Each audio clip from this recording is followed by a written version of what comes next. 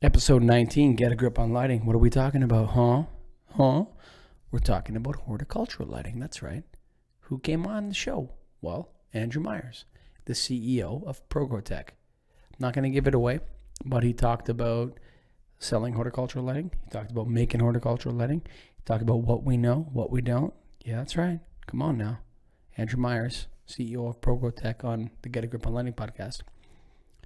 This episode of the podcast is brought to you by our friends at Keystone Technologies.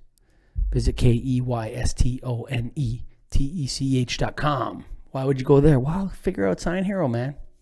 Get those signs done. Let's get that energy consumption from those signs going all night. As an industry, we can lower that stuff real quick.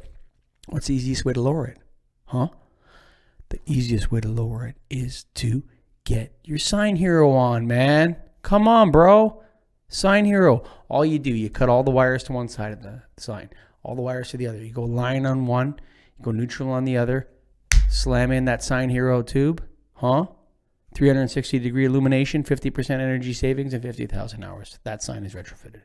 Visit KeystoneTech.com, or you can just Google Keystone Sign Hero or Sign Hero Keystone, and the site's going to come up. Also, I'm going to tell you guys, you can watch this stuff on YouTube now. The conversations are way more engaging on YouTube when you can see Greg talking, you can see me talking, you can see our guests talking. We have a full virtual studio now. You just go to getagriponlighting.com and press play on the YouTube video. Or you can go to our YouTube channel, whichever you want. Episode 19. Now, don't forget who the official sponsor is, guys. The National Association of Innovative Lighting Distributors. Yeah, that's right. We're innovative. We've got a lot of great people in that association. You can learn from them. I'm there. Greg's there. And there's a bunch of people that don't do podcasts that are way smarter than me and Greg. Yeah, bro. We go there to learn from those guys. And some of them are coming on the show in the future, so you'll get to meet some of them. And you can go to naild.org. That's nailed.org. For information on joining this association, taking LS1, LS2, LS Controls, all our great educational products. That's enough for now, though. Episode 19, Andrew Myers, Get a Grip on Lighting. Welcome to the Get a Grip on Lighting podcast, Andrew. Thank you so much. I appreciate you guys having me. Say hi to Greg Eric. How's it going, Greg? Good, Andrew. How are you? So a lot of talk about horticultural lighting, and it seems to be primarily focused around cannabis. Is that correct, Andrew? It's basically a cannabis industry? The growth of the cannabis industry is driving the horticulture market right now. There's a lot of projects that are ongoing. There's a huge number of high-pressure sodium installations that exist both across Canada and the United States.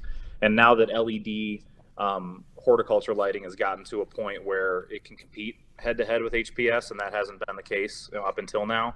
So there's a large opportunity within cannabis. However, I think moving down the road, the food production market is actually going to be the larger market. But the cannabis market is really useful for that because the profit margins are larger, research and development budgets are larger, so that we can use the cannabis industry as a proving ground for technology to take into food production at a later time. So when was the first state legalized for medical marijuana? When did that happen? Well, it's interesting. So we're here in Arizona. Arizona and California were the first two states to legalize medical marijuana back in 1996. Arizona's legislature blocked the implementation of that law. So Arizona didn't get their medical program until 2010, but California was the first state in 1996 to roll out a medical marijuana program. But it was a lot different than the programs you see today. It was not nearly as tightly regulated. They were really pioneering. It was a half-page piece of legislation that legalized medical marijuana in California. And just for kind of comparison's sake, it was a 34-page piece of legislation that finally legalized medical marijuana in Arizona. So the policy making has come a long way. And back then there was very little participation on the agency level within California. It was really just a recognition that they shouldn't be arresting, terminally ill people for using something that's just giving them some palliative relief. But it's moved to become a completely different world here. Really over the course of the last 6 years, you've seen policymakers get much more engaged, like on the utility company side. I mean, for our industry particularly, and that's really sped up the adoption of LED technology as well. Is getting the rebates and the cost offsets that full engagement from policymakers can provide. The go ahead, Greg. Are there a lot of new construction going on in the growing industry? Are there new facilities getting built? Okay, huge. And is that both all in the United related States to and cannabis? Canada. Is that all related to I mean, cannabis? I think the vast majority of horticulture new construction that's happening now is in cannabis. But like I said, I think that's a relatively short-term condition. It's just because the industry is going from zero to maturation in a very short period of time. We are seeing a fair number of warehouse style food production facilities that are coming together as well. These vertical stacked facilities that might have 5, 6, 12 layers of high efficiency LED product that's growing things like leafy greens for salads. Certain types of high value herbs like basil are being grown that way very effectively. Elon Musk's to have a indoor food production startup that was based on the East Coast. So, I mean, we're seeing the movement there. And I think what's driving that is LEDs are getting more efficient. Solar is getting more efficient. Battery technology is accelerating. But on the other side of the equation, there's never going to be any more water. And outdoor horticulture is an incredibly water intensive process. And as we increase in population, the water shortages have gotten very intense. A lot of places that used to be very green agricultural zones in California have turned brown in recent years just because of lack of water availability. So we're seeing that the lines are getting closer together. I mean, outdoor food production is still obviously more efficient than growing it indoors, but those variables are changing very, very quickly. And you might not know this stat, but is every new facility getting LEDs lighting from the beginning, or are some still putting in high pressure sodium systems? It varies by market. And the real big driver on that is two things that would be really familiar to you guys. It's cost of energy and then availability of rebates. If the payback period is short, we're tending to go with LED now. I mean, there's a belief that LED is effective from a plant growth perspective. And that was really an open question up until about a year ago. So, once we get past that hurdle of them believing that the technology can actually Are you past exist, that, Andrew? Are you past that? Are you we past are, that? yeah. Hurdle? I think that really in the last 6 months, I think that there's been an industry-wide recognition that LED technology is superior to HPS. But it's a continuing journey. But really the states where there's still a high level of HPS installs happening, it's really because like a state like Arizona, our largest utility company, APS, has zero rebate for LED available right now. So you have relatively cheap energy and no rebates. That's a tougher lift for folks. But in a market like Seattle, where the main utility company there is giving 70% rebates on purchase price, it's a lot easier for folks to adopt the technology. I saw your fixture price online. It was $2,100. Are you telling me that in Washington they're going to give you $1,500 to buy that light fixture? Well, when we do commercial installs, it's not typically that expensive. I mean, when people are buying units in quantity, Sure. It's not $2,100 that we're selling the units at. But yeah, as long as up to a certain dollar amount per fixture, it can be up to a 70% of purchase price. And we're not getting 70% at $2,100, but at a large proportion of that, we're seeing a 70% rebate. Yeah.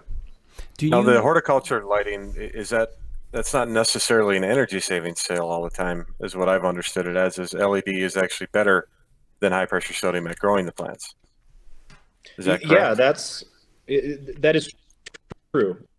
You can't get into the discussion about energy efficiency unless the fixture is just as effective as HPS at growing plants, because if you're going to be experiencing a 10 to 15% yield decrease by switching technology, any degree of energy efficiency isn't going to make that worth it.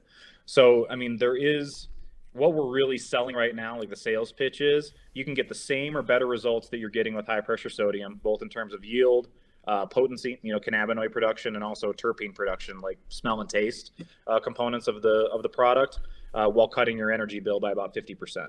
You save about 30 to 35% at the wall, and then you see a similar in proportion savings on HVAC, which is also a substantial energy cost for many of these grows. I mean, nothing besides a data center is producing or consuming as much energy or producing as much heat as a cannabis cultivation facility is. Do they stack the HPS lights on top of one another like they do the LED lights? No. And that's actually a big advantage of LED is it gives you the ability to start thinking about your grow in terms of cubic feet instead of square feet. And the two things that a lot of these facilities are restricted, number one is available amperage on property, and number two is square footage. And LED is a huge help for being able to get more canopy for growers in both of those conditions. So how would someone, let's say you have a grower who has a specialty strain, I don't know, there's all sorts of crazy names that go along with cannabis, right? In Hindu Kush and all this sort of stuff. Say someone's growing that and they've been growing it for 15 years and they don't want to switch because they have this great strain that everybody seems to like and it's very popular amongst their customers and so on. How would you counsel them that there won't be a difference in flavor, taste, potency, whatever the other criteria is? How would you counsel them? It really has to be a show, not tell situation in that type of circumstance. What we usually encourage people to do is try out the lights themselves. We have an attractive trial program where clients can pay a deposit, try the lights for 3 to 4 months, get comfortable with the technology, see that they're going to get the same results before they have to jump in with both feet and do a complete retrofit of their facility. That's a pretty typical part of our sales cycle, is letting people experience the product themselves, because no one, at least at this stage, people aren't willing to take other folks' experiences for their own. They want to try the product within their own facility, and that's really to what you're speaking about, is you have these growers that have been using the same tool for a very long time. They've gotten comfortable with it. It's a security blanket for them. And not only that, in many cases, they've convinced some investment banker type guy that they're the best grower that the world has ever seen, and that they're going to be wildly successful if they only hire them to run their facility. So asking a guy in that position to adopt a completely new technology can be difficult. So, holding their hand, showing that we have a high level of expertise. We have cultivators on staff with us. We're able to provide that peer level interaction with folks. But even given that, there's no substitute for personal experience and being able to get fixtures in folks' hands and let them try it themselves. Now I see the term full spectrum used a lot in horticulture lighting. How can an artificial light claim to be full spectrum? Yeah, so I got that question actually at the NAILED conference. The IES guy put that question to me. That's more of a marketing term than it is a technical term. What we are referring to when we say full spectrum is really a high CRI fixture, something that models the representation that you would get under sunlight generally. And that's really as opposed to what has been the spectral choice within horticulture lighting traditionally, which is the monochromatic red and blue diodes that carry the vast majority of the intensity within the light. So you see this purple quality of light, for lack of a better term, that comes out of a horticulture fixture. It's this pink purple hue of light source. And so the full spectrum lights are a light that appears white to the eyes. And as we found, is much more effective at plant growth. There was a lot of science that said that green light, back to that, the green light was blocked by plants, that it was not photosynthetically active. We found that's not the case. The middle part of the spectrum is really just as critical as the outer edges of the spectrum, the red and blue zones for plant growth. And we've proved that empirically at similar intensity levels, at the same PPFD levels or foot candle levels, whatever measure of intensity you want to choose. We're seeing about a 20% yield increase for lights that are what we're terming full spectrum versus the monochromatic purple legacy LED. When you say that you proved it empirically, does that mean ProGrowTech proved it empirically? And if so, would you be willing to share that data? Yeah, absolutely. I mean, we started, the first prototype that we built was what we, would call a purple LED. I mean, that's really where the market was when we first started building light fixtures. But that was something where a lot of the end product wasn't what growers wanted to see. What we call canopy penetration, the ability of the light to create flower production, 2.5 feet down underneath the top of the plant canopy, was very limited with that purple LED. We get much better canopy penetration with Fullspectrum. Plant stress sets in at a much lower intensity level with the purple LED. You see things like photo bleaching on the top of plant structures and other types of plant stress responses that purple LED creates. The full spectrum LED is a much gentler light source at the same intensity. We believe that's because you're spreading the photons out across the entire visual range. So it's a balanced diet of light instead of it being, all of the photons crammed into one narrow band of the spectral range. So that's something that we determined kind of on a first-hand basis in our test facility. We had a substantial install of the purple LEDs, and now we can do, side-by-side testing in the same environment using the full spectrum LEDs. And yeah, that's data that we can provide. So can I confirm the sun is a better source to grow than artificial light? Is that correct? Can you believe that? Yeah, a light source that has has a similar spectral curve to the sun is better than an artificial purple light source. Sure. Believe it or not. So the question comes: does 8 hours of sunlight produce the same effects as 8 hours of a full spectrum artificial light? That's a good question. So, I mean, we're getting to the point now. Current LED technology is finally, the spectral tuning capability that we have and the color mixing capability that we have is we're getting to the point where we can more accurately model what the color temperature and intensity curve is throughout the course of a day.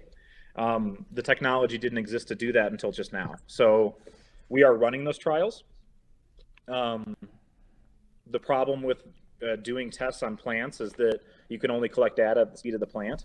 We're dealing with a 13-week cycle that we have to get through before we can get data on that and then make an adjustment to the experiment and then, push that forward. And even that first result is still going to be anecdotal. You need to rerun the experiment time and again before you can get a solid data set. But what is the truth is that any indoor light source is not going to be able to meet the peak intensity of sunlight, like at noon. Like in Arizona, we see 2,000 ppfd at noon. I mean, the most you're ever going to get on the plant is half that, at maximum intensity. So instead of having this, it starts gradually, comes up to a really high intensity peak and then tails off. We're not able to fully model that because we can't hit the intensity at peak the same way that the sun can. So there's something called DLI, the daylight or the daytime lighting interval. Like how many photons is that plant getting throughout the entire course of the day? What it seems is that it doesn't matter if light in the first hour, the 7th hour, or the 12th hour of the cycle. It's the total amount of light that arrives on that plant during that interval is really what seems to be the big predictor of growth, which is good for us. So that we're able to run it at a standard, same intensity throughout the course of the day for 12 hours, get the same photon count on those plants that they would get outdoors during that time period, and see the same results. But can you speed the process up? I'm looking at the stages of the cannabis plant, and it says the seedling stage is 2 to 3 weeks. The light cycle is 18 to 24 hours of sunlight. The vegetative is 2 to 8 weeks, 13 to 24 hours of sunlight. In the flowering stage, 6 to 8 weeks, 12 hours of sunlight. Could you advance all those stages by being indoor and putting more light on it? We haven't been able to shorten cycle dramatically with intensity alone. There's something called the Emerson effect that you can Google around about as well, of using a particular spectra of light at 730 nanometers, so a near infrared spectrum, flashing plants with that spectrum of light at the end of its growth cycle seems to shorten the period of time that the plant requires for rest. So you can run a 14-10 cycle instead of running a 12 and 12 cycle in flower. We have a couple of folks that are running trials on this right now, and this Emerson effect is very popular with poinsettias, of being able to put the plant into a sleep state and then wake it up when it's ready to go to market. That's how they get all those poinsettias to look beautiful when they deliver them on, December 10th. We've seen folks be able to take like a week and a half off of a growth cycle. I need to see that repeated more before we can say that's really a viable strategy. But what we do know is being able to tune the quality and intensity of light that you're giving to a plant at certain stages of the growth cycle can produce some pretty profound, what we call photomorphogenic responses, the responses of the plant to light. In the old technology with HPS, where it's one color, you might be able to dim it, but other than that, it's basically on and off. All of those possibilities are foreclosed. You don't have any chance to be able to experiment with that type of technology.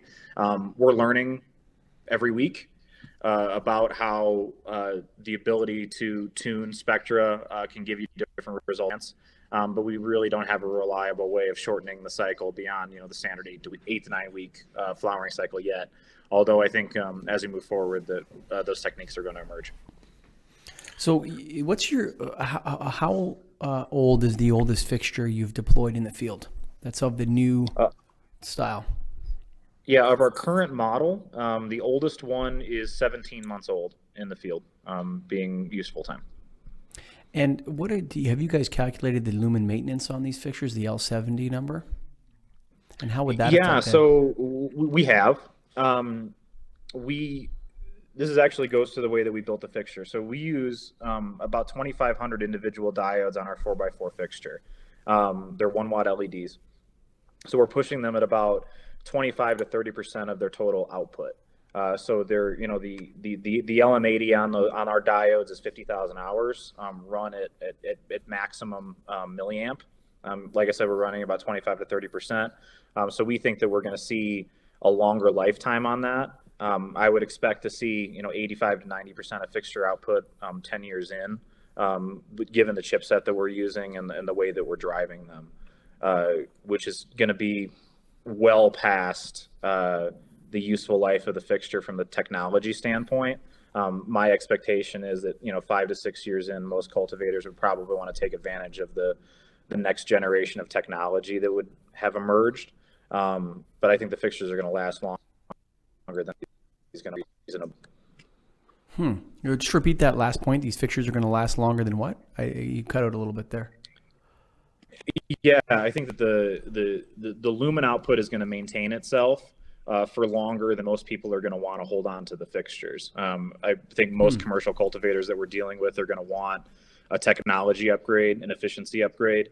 I mean, we all know how fast the efficiencies on LEDs is improving year over year. So, I think you're going to see a situation where people are going to want to trade those lights in to get an upgraded model, which is part of the reason why we designed our fixture in a modular design that allows us to reclaim those, all of our aluminum framing components, our aluminum extrusions can be mounted with fresh PCBs and fresh electronics and then redeployed so that we can minimize the cost of doing that technology upgrade for our clients. Well, I thought you were going to say that was the fundamental part of our sales strategy that we pitched to the investment banker. No, I'm just joking with you, Andrew. Planned obsolescence. Okay. Yeah. No, but so it comes down to this kind of question with this. Like, is it time to jump in? That's kind of, if I'm sitting with a guy and he's got a big factory and he's got, I don't know, whatever, 400,000 watt HPSs in the place or whatever it is.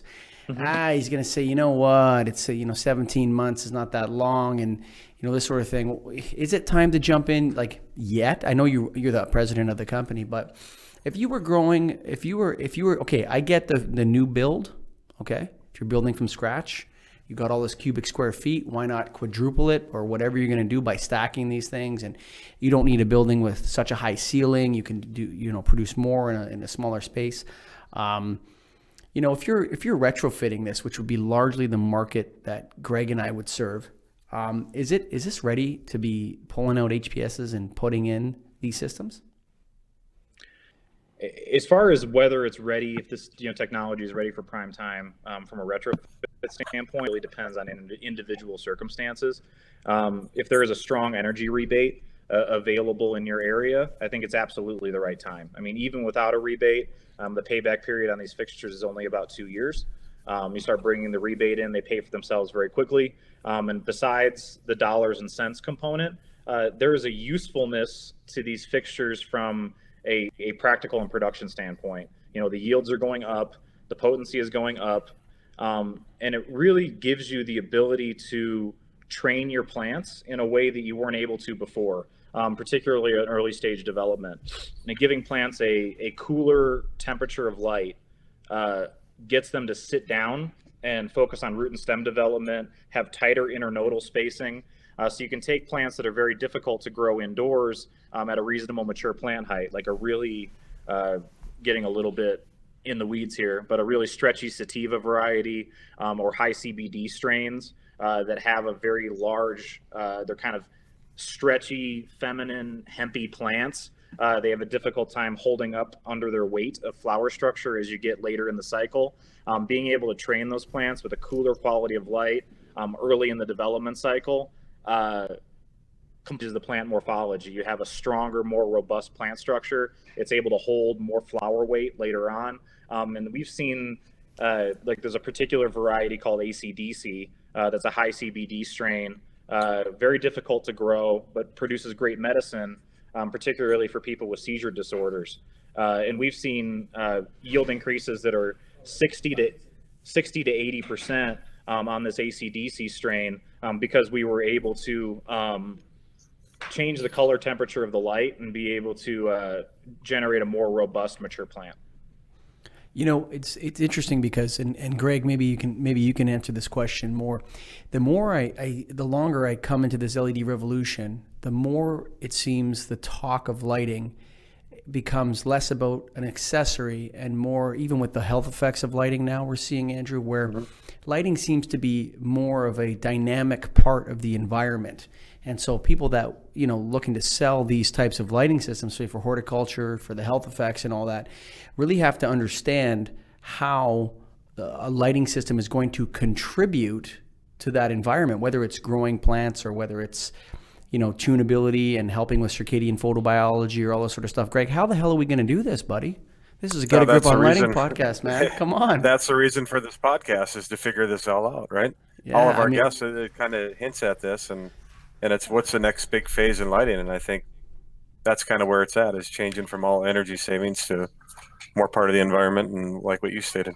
You know what's interesting, Andrew, and maybe you can just comment on this. This is more of a question. So aside from a few applications where you're using black light, say, to cure, some sort of plastics or something that's glazing, they use black light on it or whatever. This is the first, horticulture is the first application where lighting is really a part of the manufacturing process. And I think that's what makes most lighting guys nervous about it, is that, hey, if in the past you go into someone's factory, you throw up some LED high bays, 50% energy savings, so on and so forth. Hey, I can see better. There's more light. Everyone's happy, right? With this, it's like you have to be on top of that sale. You have to stage it in, especially in a retrofit, where how much percentage of your square footage are you going to dedicate to lighting? I don't know if this is a lighting sale or if there's a larger engineering or agricultural sale going on with this. Is this for lighting guys, Andrew? Yeah, I think that's actually a really important point, is that, typically lighting is incidental to whatever the great word. That's a great word. Incidental is a great word. Business that's happening there within the facility. But in this case, this is the main tool for them to do their job. It's like, the equivalent of, knives and appliances for a chef. I mean, this is their primary tool. And that's why you have, the sale is more difficult. I mean, there's a lot more questions that are going to be asked of you. The technical grounding required to be able to successfully complete a sale in this niche, I think, is a lot different than it is within the commercial industrial space. But it can be learned. I mean, it's not. The lighting science is still really the same. It's just with an extra layer of, how does this light interact with the plant? But it would really be a shame, I think, for the lighting industry to decide this was just, too much effort to be able to engage it, because I mean, the LED horticulture market alone is, projected to be a 1.8, billion-dollar market by 2025 annually. That's pretty substantial. A lot of that obviously comes into the food production side of it. That's an international number. A lot of that exists in Asia, but this is not going away anytime soon. I think that horticulture lighting is something that's going to be a part of our day-to-day moving forward. I mean, especially as weather and climate patterns get more and more unpredictable. The ability to have a reliable, consistent, disaster-proof food production methodology is something that's going to become very important to people. And going along with the other trends that I was discussing earlier of solar production getting more efficient, LEDs getting more efficient, and water becoming more and more difficult to come by for horticulture. This is a market that's only going to grow in the coming years, and it takes a little bit of education, but it's something that I was able to learn it, and if I'm able to learn it, I'm sure others can as well. Yeah, don't try that, Andrew, on me. We know you're a smart guy. So I think the education, though, at this point, like, Greg, you're an LC. Correct me if I'm wrong. The IES, who we just had the director of education on the show in the last episode of the Get a Grip on Lighting podcast, and he had nothing to say about horticultural lighting. Greg, is there anything coming out from the IES with respect to this? We should have asked Butters this, but I don't know if they're prepared to really tackle it yet. Like, I feel like the lighting industry is looking at this and going, I don't know how to do it. And there's like these niche companies where they're really, I mean, you were telling us you get your average PO size, if you don't mind me saying, was $1.3 million or something at the convention. Like, there's massive average, no. That was a typical deal, but I mean, the average one is several $100,000. I mean, these are big sales. These are big sales. Yeah, they are. I mean, it's when you said that, like, when I talked to your guy Dave Inman, I was like, I don't know if I want to get involved in this thing. But when you come out and say, hey, we just got a PO in for $1.3 million, wow, that's a lot of scratch, man. And if you can sell, like, you can sell 4 or 5 of those deals a year, if they're not what 500,000 or whatever it is, that's a lot of light fixtures. Mm-hmm. And if you can help these guys, if you can help these growers by even if the margins are lower, but if you introduce them to the product and are helping them with the education, I think there's some sales there for lighting people. I just a little bit concerned about advising, a little bit concerned about yield, talking about yield with them. And is there any formal education programs out there right now that you know of? They're being developed. I think that you have, DLC is bringing forward a horticultural lighting designation here coming up soon. So you see the thought leaders within the industry are kind of moving toward it right now. And this is something I said during my presentation at Nailed.